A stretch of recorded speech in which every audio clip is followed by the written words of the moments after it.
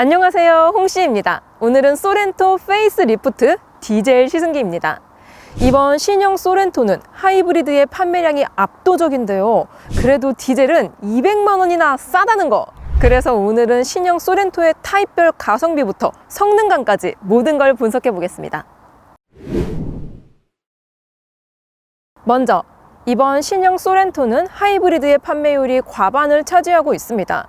디젤은 4%밖에 안 돼요. 이거는 아마 디젤 기피 현상이 표면화되고 있는 것 같습니다. 물론 유로7의 2030 전기차 전환까지 고려사항은 정말 많습니다. 그래도 최소 7년은 남았다고 봐도 과언이 아닌데요. 아무튼 하이브리드나 디젤이나 유지비 측면에서는 이점이 많습니다. 먼저 기본 가격군에서는 디젤이 하이브리드 대비 평균 243만 원이 저렴합니다.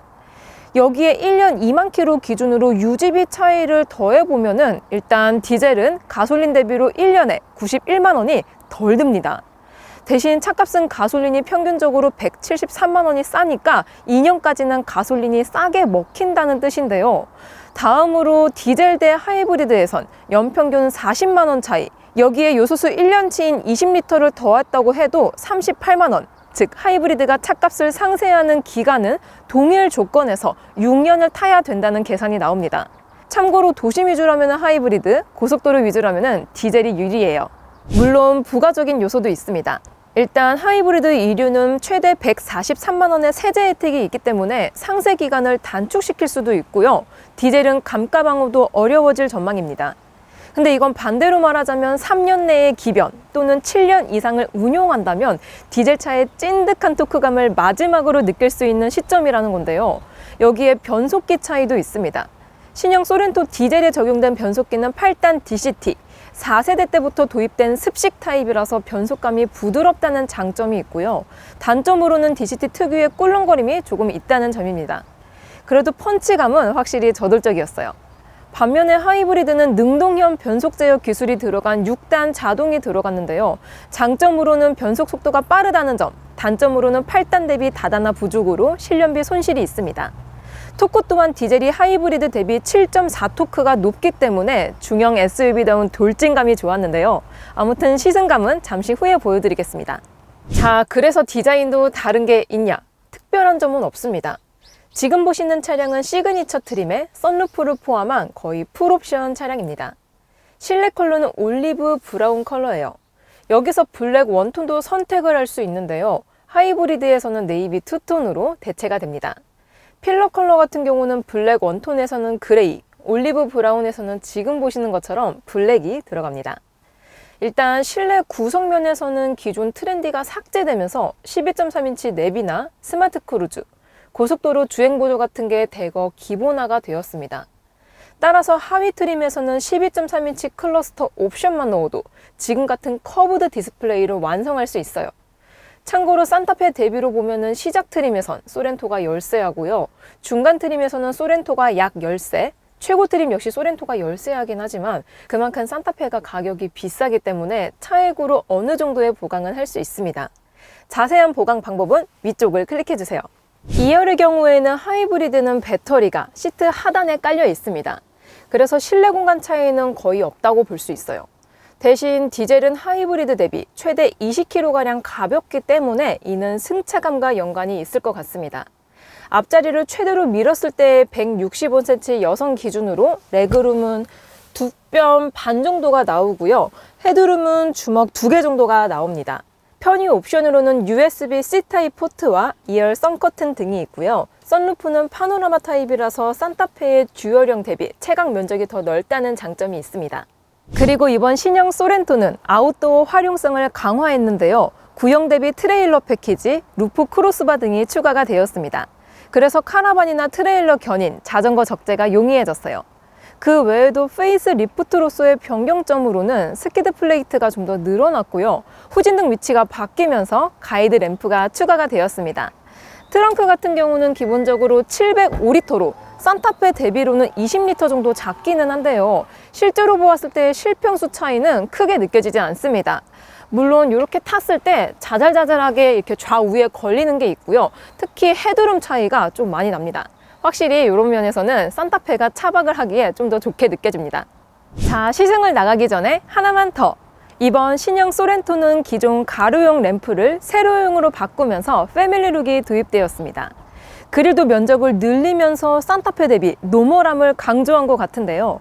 범퍼는 스키드 플레이트만 살짝 바꿨고요. 안개등은 그대로 적용이 되었습니다. 측면은 휠 디자인만 바뀌었어요.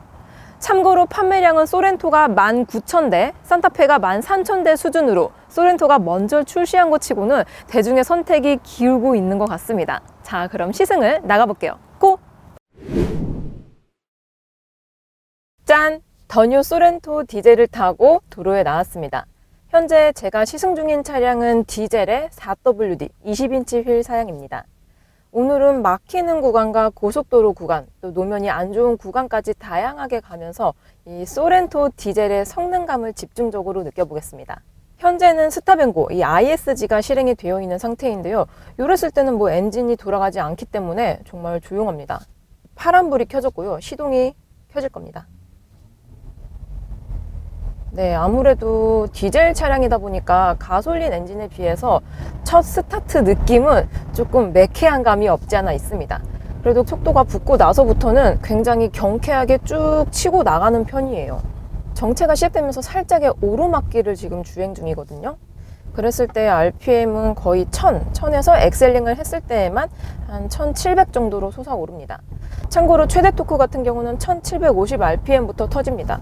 즉 일상 영역 구간 내에서 최대 토크, 이 40토크가 넘는 끈적한 힘을 발휘한다는 건데요. 가고서고 막히는 시내 구간에서는 가솔린 차량에서 느낄 수 없는 그런 경쾌함을 가지고 있어서 개인적으로는 만족스럽다라고 생각이 듭니다.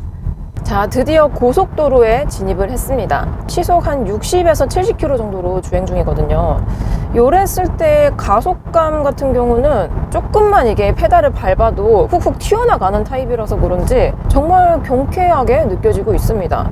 제가 평소에는 가솔린 차량에 익숙해져 있는 사람이라서 그런지 오랜만에 승용 디젤을 타니까 정말 이 디젤차만이 가지고 있는 최대 토크감이 가장 마음에 듭니다. 보통 다운사이징 엔진에 좀 차체가 큰 경우는 이렇게 엑셀 페달을 눌렀을 때 약간의 시간텀이 발생하고 토크감이 뭔가 좀 부족하다라고 느껴질 때가 간혹가다 있거든요. 그런 것들이 전혀 느껴지지 않고 있어요. 근데 웬만한 속도를 붙여도 2000rpm 이하로 써줘요. 그러니까 RPM이 앞자리가 거의 1로 가는 경우가 굉장히 많습니다. 방금 속도가 줄면서 다운시프트가 됐거든요. 7단에서 6단으로 변경이 되었는데 참고로 변속기 같은 경우는 DCT 8단이 적용이 되어 있습니다.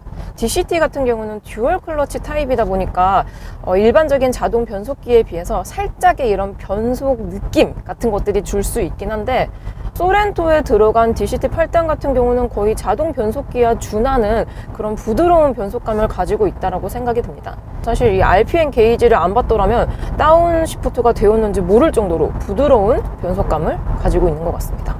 현재 코너 구간 진입 중입니다.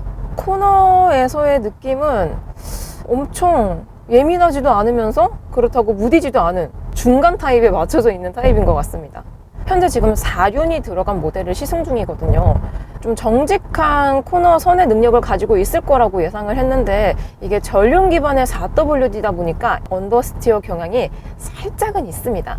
아주 살짝은 있긴 하지만 그렇다고 부담스럽거나 아니면 운전이 조금 어려울 정도의 느낌이 아니기 때문에 무난한 편이다 라고 생각이 들어요. 전방에 톨게이트가 있습니다.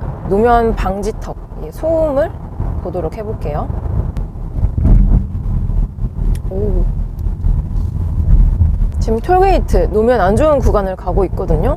요랬을 때 비교적 소음이라든지 진동이 이 운전자에게 크게 유입이 되지 않는 타입인 것 같습니다. 제법 편안하게 느껴지고 있어요. 그리고 소음을 걸러주는 능력도 대중적인 브랜드의 차량치고는 꽤 준수한 편이지 않나라는 생각이 듭니다. 자, 시속 70km 정도로 주행 중이고요. 여기서 엑셀을 좀 깊게 밟아보겠습니다. 지금 엑셀을 거의 끝까지 밟은 상태인데요. 와, 이랬을 때 방금 RPM이 4000 이상으로 치솟았습니다.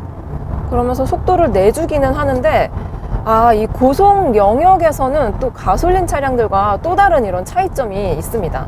가솔린 차량들 같은 경우는 연료를 폭파하는 압축 행정 방식이 스파크를 터뜨려서 강제로 폭발을 일으키거든요. 근데 보통의 디젤차 같은 경우는 압축해서 폭발시키는 방식이기 때문에 이 힘의 파워 자체가 좀 다릅니다. 그러니까 가솔린 차량들 같은 경우는 좀 고 RPM으로 갔을 때 오! 이 차 진짜 잘 나간다면서 붕 나가는 경우가 많은데요. 디젤차 같은 경우는 오히려 고속 영역에서는 이렇게 밟아볼게요. 잘 나가긴 잘 나가죠, 당연히. 근데 뭔가 점점 더 파워가 세진다 라고 느껴지진 않습니다. 아무래도 이 디젤 엔진 특성상 고 RPM에서는 고마력을 내기 조금 불리한 조건이다 보니까 이 소렌토 디젤 같은 경우도 동일하게 그렇게 느껴지고 있습니다. 참고로 마력은 소렌토 라인업 중에서 디젤이 가장 낮습니다. 3800rpm에서 194마력을 발휘를 하는데요. 2.5 터보나 아니면 1.6 하이브리드 같은 경우는 거의 200마력대를 가지고 있기 때문에 수치상으로 봤을 때에는 디젤이 가장 안 나가야 됩니다. 완전 내가 레이서 빙의해가지고 막 쭉 고속으로 계속 달릴 게 아니라면은 일상 영역 내에서의 가속감 같은 경우는 제가 타고 있는 이 차량이 가장 화끈하고 강력하게 느껴집니다. 왜냐하면 이 크랭크 축을 끌어당기는 힘이 단시간에 훅 끌어당겨서 토크감이 진하게 느껴지잖아요. 그래서 그런지 수치상 마력보다는 실제 가속되는 느낌은 디젤이 가장 좋게 느껴집니다. 현재 터널에 진입을 했습니다. 시속 90km 정도로 주행 중이거든요. 이랬을 때 소음 유입은 이 정도가 나옵니다. 제가 이 소렌토 디젤을 2박 3일 동안 타고 다니면서 이 방음되는 이 느낌이 뭔가 전 버전에 비해서 살짝 미진한 느낌이 있습니다. 그러니까 조용하긴 조용한데 기대치보다는 조금 덜 조용한 느낌이 있습니다. 현재 저는 시그니처 트림을 시승 중이라서 윈드실드와 옆유리에도 다 이중접합 차음 유리가 적용이 되어 있기는 한데요. 이 도어 실링 마감이 뭔가 살짝씩 바람이 뚫고 들어오는 느낌이 드는 것 같습니다. 참고로 썬루프 같은 경우는 햇빛 커버만 열어둔 상태입니다. 산타페와 비교를 하자면은 방음되는 느낌은 사실 소렌토보다는 산타페가 조금 더 조용하다라고 느껴졌던 것 같아요. 현재 속도 감쇄 구간, 빨래판 구간을 가고 있는 중입니다. 그리고 다리 이음새 구간 계속 두둥두둥 거리죠. 이런 구간에서도 이게 사운드라든지 진동이 울려 퍼지는 게 있기는 한데요. 이 충격 감쇄를 빠르게 쏙 흡수를 해주는 타입이라서 그런지 승차감이 좀 탄탄하게 느껴지고 있습니다. 노면에서 느껴지는 진동이라든지 소음, 이런 노면의 상태들을 비교적 읽어주는 편이기는 한데요. 그래도 잔여 진동이 별로 남지 않는 타입인 것 같습니다. 참고로 소렌토는 페이스 리프트 되기 이전 모델도 산타페와 비교했을 경우에 약간 탄탄한 승차감을 가지고 있었습니다.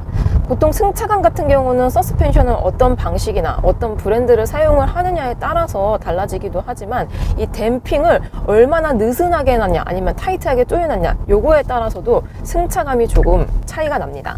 그래서 같은 서스펜션을 사용을 했다는 전제 하에 소렌토와 산타페와 비교를 해본다면은 소렌토 같은 경우는 이 댐핑을 조금 타이트하게 조여놓은 타입인 것 같습니다. 그래서 지금 이렇게 맨홀을 밟았는데도 뭔가 덜커덩 하면서 운전자에게 느껴지긴 하지만 덜컹하고 그 이후로 잔여 진동이 별로 느껴지지 않아서 오히려 장시간 탔을 때 이런 승차감이 조금 더 편할 것으로 느껴집니다. 참고로 디젤의 4WD 20인치 휠 사양은 공인연비가 리터당 12km 정도가 나오는데요. 제가 2박 3일 동안 타고 다닌 결과 실연비는 15km대가 나오고 있습니다. 하이브리드에 준하는 높은 연비를 가지고 있기 때문에 내가 연간 주행거리가 많다면은 디젤 차량도 고려해 보시면 좋을 것 같습니다. 단 하이브리드와 비교했을 때 내가 일상 영역 주행 구간이 많다면 하이브리드가 조금 더 경제적으로 느껴지고요. 고속도로 위주로 내가 주행거리가 많다 하면은 디젤 차량이 조금 더 좋을 것 같습니다. 짠! 이번에는 더뉴 소렌토 2열에 탑승을 했습니다. 현재 노면이 고르지 못한 구간인 주차장을 돌아다니고 있는 중입니다. 노면이 고른 상황에서는 사실 요즘 차들 같은 경우는 다 승차감이 좋다 보니까 비교를 위해서 노면이 안 좋은 구간 위주로 이렇게 느껴보고 있는 중입니다. 아까 올로드에서는 편안하지만 약간 탄탄하게 조여놨다라고 생각이 들었습니다. 근데 이렇게 노면이 좋지 못한 구간을 가니까 탄탄했던 것들이 뭔가 소프트하게 반응을 하는 그런 포인트들이 많아지고 있습니다. 가령 방금처럼 고저차가 높은 구간을 밟았을 때 물론 저는 이렇게 흔들리죠. 지금처럼 이렇게 흔들리고 차체도 우당탕탕 흔들리기는 하지만 이 충격 감쇄를 비교적 빠르게 해주다 보니까 이렇게 덜컹하고 나서 덜렁덜렁하는 잔여 진동이 거의 느껴지지 않고 있습니다. 산타페하고 비교를 해보자면은 같은 구간을 산타페로도 주행을 했었습니다. 근데 산타페 같은 경우는 제가 2열에 탔을 때 승차감이 부드러운데 방금처럼 고저차가 높은 구간을 갔을 때에는 줄렁하고 푹신하게 감쇄를 해주는데, 거기서 한 번 끝나는 게 아니고 2번, 3번 계속 연속적으로 잔여 진동이 계속 머물러 있었습니다. 소렌토는 방금 제가 말씀드린 산타페보다 조금 덜합니다. 소렌토가 페이스리프트 되기 전에도 산타페와 비교했을 때 비교적 약간 탄탄한 승차감을 가지고 있었습니다. 근데 더 뉴 소렌토, 페이스리프트된 소렌토 같은 경우는 거기서 조금 더 조여놔서 기존보다 좀 더 하드하고 탄탄한 승차감을 가지고 있다라고 생각이 듭니다. 그래서 패밀리카 입장으로 봤을 때 내가 어느 구간을, 어느 노면을 자주 다니는지에 따라서 선택이 갈릴 것 같기는 한데요. 이제 포장이 잘 된 도로만 간다는 전제 하에서는 산타페가 조금 더 좋지 않을까 싶고요. 약간의 험지나 약간의 시골길을 가실 일이 많다 하시면은 소렌토가 조금 더 좋을 것 같습니다. 자, 이렇게 더 뉴 소렌토 디젤을 시승해 보았습니다.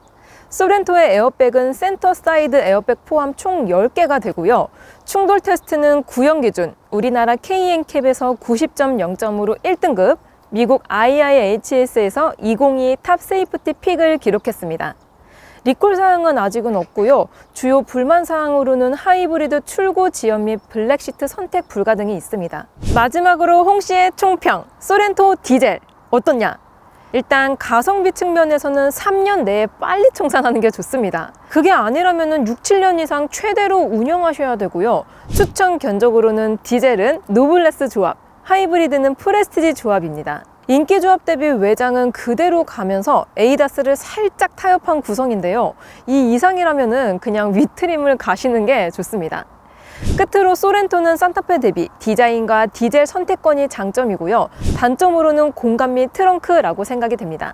저는 그럼 다음 영상으로 찾아뵐게요. 오늘도 저의 영상이 재밌고 도움이 많이 되셨다면 좋아요와 구독 그리고 알림 설정까지. 다음 시간에 또 뵐게요. 안녕. 빵!